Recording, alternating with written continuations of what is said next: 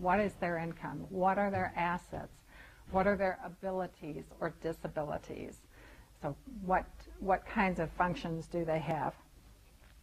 From that, we will be able to do several different things, and that is we're going to be screening for eligibility for other benefits that you might not know about, and that includes Medicaid, food stamps, energy assistance, other benefits, which I will talk about in a little bit. Then we will also talk to you about those services that Area 4 offers as far as long-term care. We will assist you in accessing private pay services, and that means that we may refer you to the appropriate agencies, be that elder law attorneys or home health agencies. We will talk with you about the procedures for getting to that point and about the costs. We may offer to help you in accessing the benefits that we talked about. Maybe you need help in filling out the Medicaid application. Sometimes those are online, and older people definitely, the majority of them at this point, are not comfortable with that. And then once we've determined if you qualify for the services that we have, then we will make that referral to the appropriate department in our agency. So that is primarily our information and referral department. We're really going to talk to you extensively. A lot of those calls last an hour, hour and a half or more, getting all of that information, the assessment that we need to do. Going into that, if you're wondering what types of in-home services we have, that is alias aged and disabled or A&D waiver. For that, you have to be unable to perform 3 activities of daily living. Those are relatively stringent, meaning just because you're in a wheelchair doesn't qualify you. It means that if you're in a wheelchair and you can't really travel a lot of distance, or if getting in and out of that wheelchair is difficult and you fall, then that might qualify you.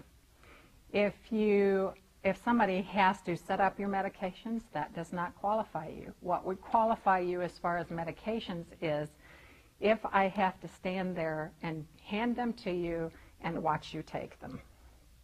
That would qualify.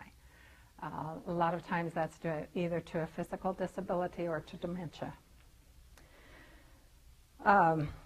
Bathing, if you cannot bathe yourself, not just your back, I mean most of us, that's hard for us.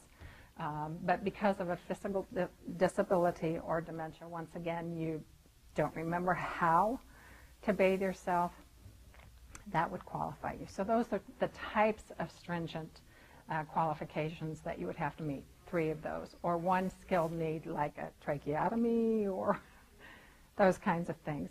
Once again, you would need to call us and we would talk with you about each of those. In addition, for this aged and disabled waiver, you not only have to qualify that way, but you have to qualify via income. Now, regular Medicaid, to qualify, your income needs to be about $674 a month. They have taken that to 3 times that limit. So at this point, if you have an income of $2,022 per month, you would still qualify for the aged and disabled waiver. However, the asset guideline is still the Medicaid guideline, which is $1,500. In, whether that's in your checking account, your savings account, and CDs, whatever it might be. It does not include your house or your car. Okay, so if you meet all those qualifications, and even if you don't, if you meet some of them, and you want some ideas on how to qualify otherwise, there are different ways to qualify.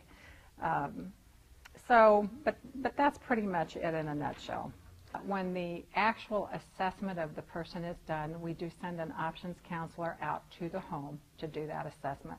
What we have found is people may not mean to, or they may mean to, just depending, but they don't always tell us the exact truth. Someone, maybe your mother, thinks that she can still do those things like bathing when truly she cannot. Or they tell us that they can't, when they really can. But that in-home assessment is going to give our counselor a better idea of that. So yes, it is actually done in the home.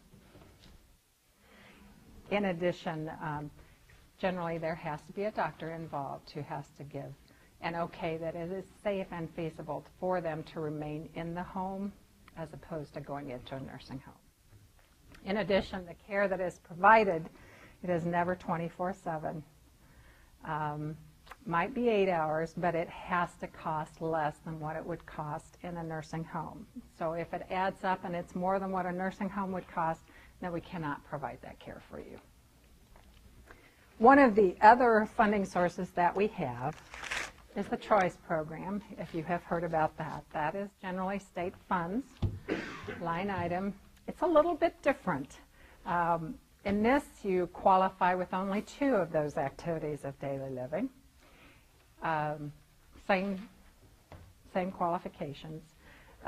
Your income can be 150% of poverty, and that's, again, about $1,300 a month. Your assets limit's pretty high, so that's generally not a concern. Once you get over the 150%, then you start having a cost share. So the higher you get, you may get to a point where you're paying it all. Might be worth it to you to have a care manager who's kind of coordinating those sorts of things. Just depends on